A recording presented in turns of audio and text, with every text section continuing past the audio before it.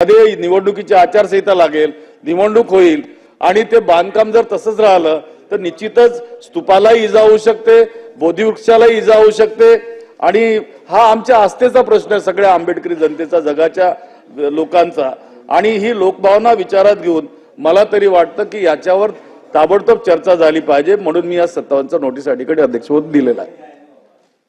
आज मंगळवार दिनांक 2 जुलै 2024 रोजी महाराष्ट्र विधानसभा नियम 57 अन्वये सन्मान्य विरोधी पक्ष नेते श्री विजय वडेट्टीवार व डॉक्टर नितीन राऊत विधानसभा सदस्य यांच्या खालील विषयावर सूचना प्राप्त झाल्या आहेत.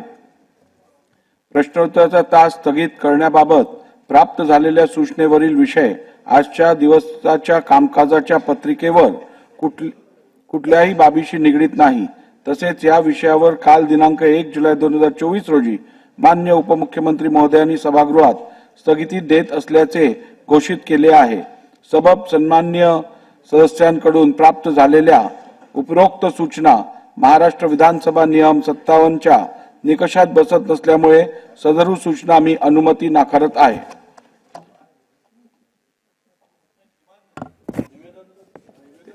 समिती स्थापन करण्यासंदर्भात त्यांनी ऑलरेडी सांगितलंय.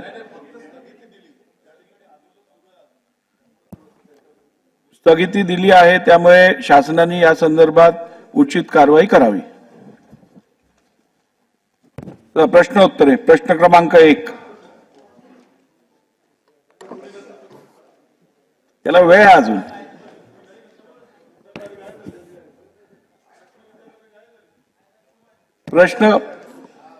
प्रश्न क्रमांक 80,508. अध्यक्ष महोदय छापल्याप्रमाणे.